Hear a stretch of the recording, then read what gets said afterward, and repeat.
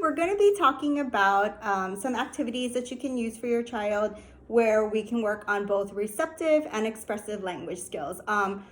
Just a little bit of the definition. Receptive language is basically the input or the understanding of language, and expressive is the output. So being able to speak or verbally tell you what they need. So today we're going to just work on a basic fishing game. This is something you can do at home really easily. If you have different colors of paper, just go ahead and cut out fish for your child. I like to work on 3 different colors generally when we're working on a game like this, because if you do just 2 colors, a lot of times it's a 50-50 chance that they would get the colors correct. So I cut these out at home. If you don't have colored sheets of paper, what you could do too is just use white sheets of paper, cut out the fish, and then just color it with a crayon or a marker, whatever you have at home. I also used just a wooden spoon with some painter's tape wrapped around it. I like painter's tapes because it's easier to get the fish off.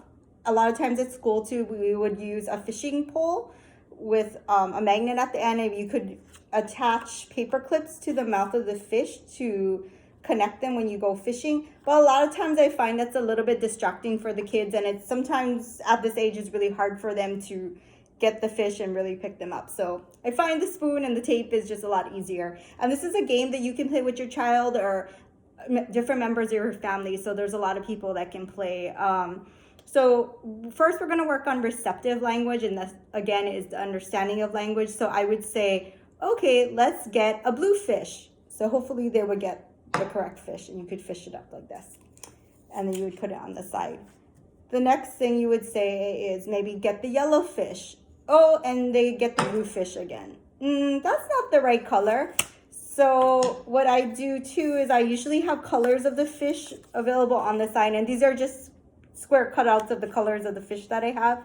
I would say, oh, let's get a yellow fish. Look, it's the same color as this paper, and see if they can match and find the correct color. So you would just go about receptively telling them the color, and then each person gets a turn to fish. If you can see, I have more blue fish than I do the other colors. So once everybody gets a turn and fishes up their fish, what I like to do is I like to have your child then match all the colors together. Okay, so let's put all the blue fish together. Here we go. Here's all the blue fish. Oh, let's see how many blue fish we got. 1, 2, 3, 4.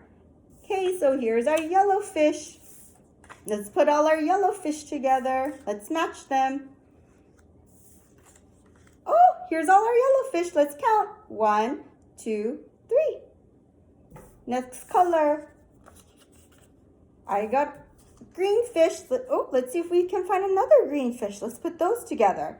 How many green fish did we get? 1, 2. So then I would say, okay, what color fish do we get the most of? So the biggest amount. So they don't have to verbally respond, but we want them to be able to point to the concept. So most, we got the most blue fish. What is the color that we get the least of, or the smallest amount?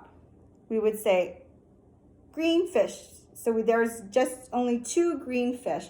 Another thing you could do too is you could work on size concepts with this.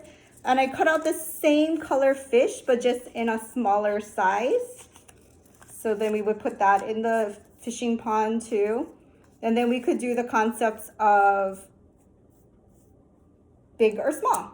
So that you would say, get a small blue fish. So hopefully they would get the correct size fish. Or get a big green fish. Here we go. Another great thing too is to be able to provide some visual support. So being able to say big, so putting your hands out, or small. And it's good too to use synonyms for words. So get the large fish or get the tiny fish, so that you can use different vocabulary while you're playing that game.